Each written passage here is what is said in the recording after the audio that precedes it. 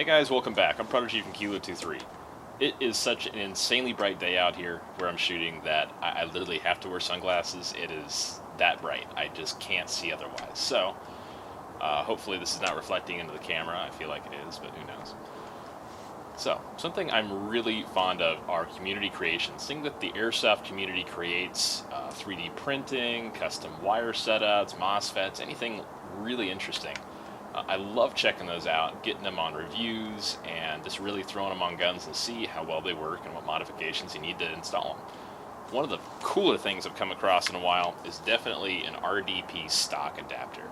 Now, there are of course ways to install an RDP stock without purchasing an adapter, just installing it, but it's kind of it's an ad hoc way of doing it. It's not the most stable, but it works.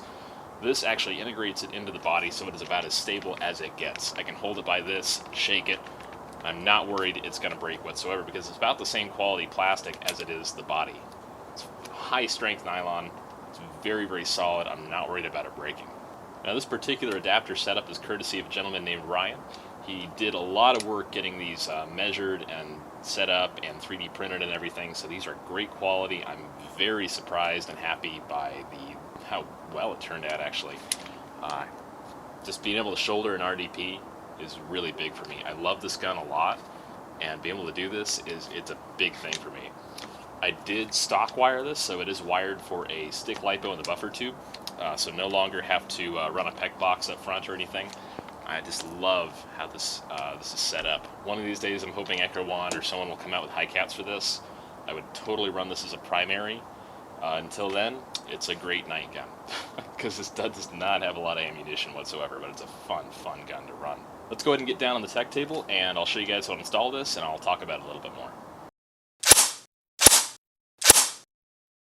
When you first get this in the mail, you'll notice it is all one piece. So the rear sight will be attached up here.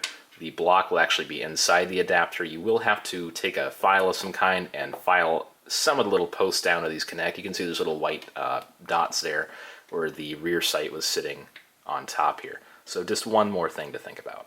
The inside of the adapter here actually has plenty of room for a MOSFET or a connector to go through. As you can see, this is a Dean's connector. Fits through without a problem. So that's a definite plus there. You can fit a MOSFET through, you can fit a Tamiya connector through. Definitely a lot of room to get your parts through. First thing you want to do is stop by Lowe's, pick up a bag of M5 nuts here. These are about, I believe it was 87 cents after tax for a bag of like 8 of those. And those are what's going to fit your, basically your buffer tube screw here. So this will hold it in place. This is a press fit into the block here. So you just drop it in there. Now with that first step out of the way, we can go ahead and install our buffer tube adapter. Now the first thing you are going to want to do is feed your wiring through the adapter. After that, we've already got our block here pressed with a nut. You're going to want to push that into the back of the adapter. Now keep in mind, it is probably going to need some filing down. It's extremely tight in there. I had to file the inside of the adapter and the sides of the block there quite a bit to get it to fit comfortably like that. Now, this is the tricky part. Feed your wiring underneath the gearbox so it doesn't get crimped when you put it in, and simply give it a light pop like that. It'll sit really snugly. You can see your wiring still goes through relatively easily. After that, our lower pin is going to go in. Might need a little bit of a tap to get it to seat properly.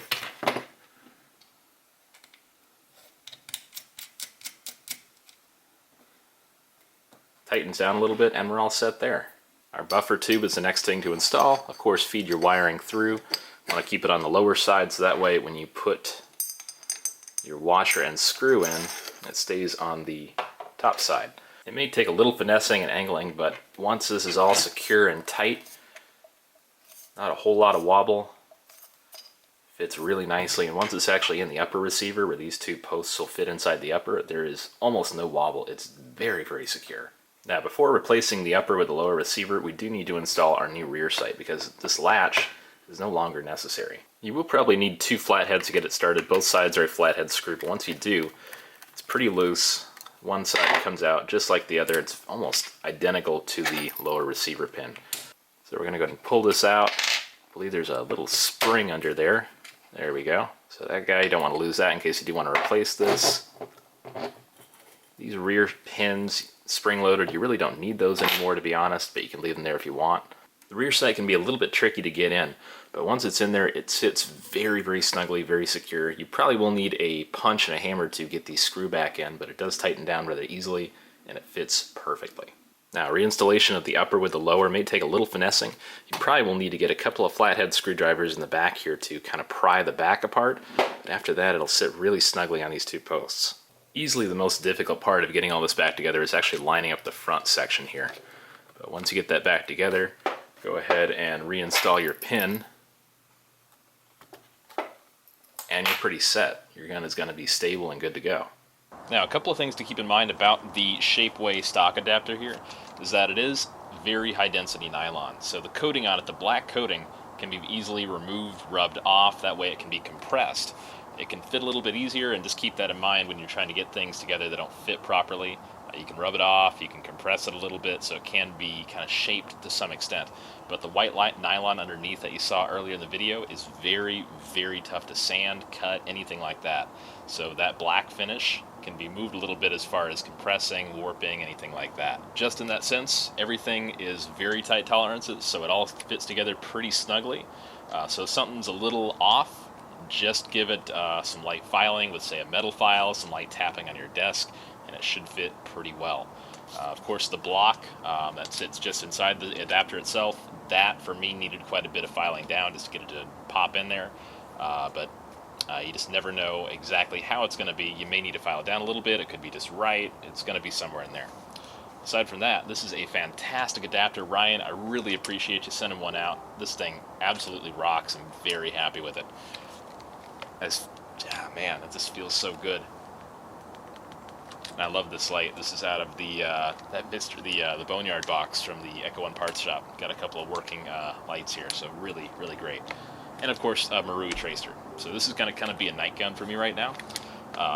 Very, very quiet gun actually. Good rate of fire, snappy trigger response with the 7.4, which I have wired to the buffer tube. So fantastic setup. Ryan, again, this thing rocks. I really appreciate it. You did a fantastic job for this. This should be for sale in the near future. I'm going to put a link in the description as soon as it is, so I can get this to you as soon as humanly possible.